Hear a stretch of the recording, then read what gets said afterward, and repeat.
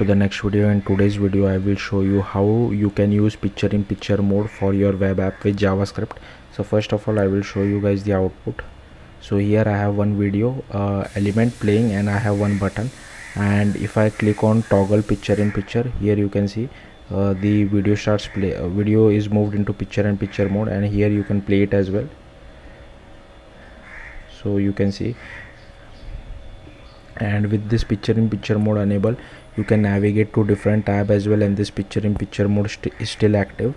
So yeah, and if you want to click it, there is a close button as well which is given automatically, and yeah, here you can close the video as well. So let's have a look at the code. If you see over here, I have created one section with an h2 as well as a video element, and it is referencing to this video.mp4 file which is present in the media folder.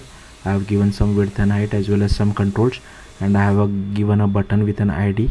And if you go to media.js, I am getting adding a click listener to our button, and if it is already in picture mode, then I am exiting from picture in picture.